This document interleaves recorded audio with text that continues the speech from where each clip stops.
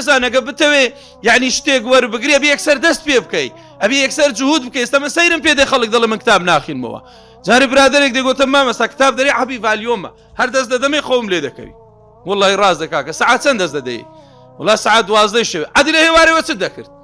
خەریکی چ بوو لە هێوارەوە هەمووی بیدە بە پۆبجی و تیکتۆک و ئەنیستیگرام و ئەوانەوە چی ئاخیر دەقەدێ کتابەکەی لێک دەکاتەوە کوڕی چاک هەرە وەختە فەمینەکە بدە بە کتاب ئەو کات دەزانی هەموو لەزەتی کتاب چەندە ئەو کات دەزانی وەقت بە زایانەدانی خۆت چەندە ئەو کات دەزانی فێربوون معنای چییە هەموو کتابێک بخینەوە بڕۆ خەڵک بەس بە و دیراسە بە و علمە گەویشتی تێ بەڕاستی جالۆی ئەوەی ئێستا تەماشای دەکەی کە نایەنە پێشەوە بەڕێزان بەڕاستی بشزانن لە قیامەت گونەحبارن بشزانن ئەو کەسانی کە ئەولادەکان ئێستا بەلاش فێر دەکەن خەڵک ئیستیجابەی کەمە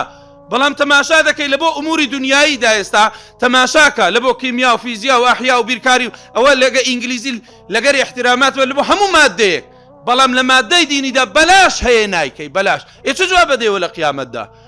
ئەیخوا لەو ماڵی لی پێیدای لە قیامەت لێ ناپرسەوە وعن مالیه من ئەین اکتسبه وفیما ئەنفقه خوایە ماڵەکەم هەموو سەرف کرد لە بۆ هەموو جێگایەک بەس لە بۆ ڕێیت و سەرفم نەکردیا حەقیوەیە گە دیراسی دینی بە پارەش بچی بیکەی بچی ئەنجامی بدەیت سزای ئەوەی بەلاش و جاری وایە هەدای لۆ دادەندرێ و خزمەتەکرێ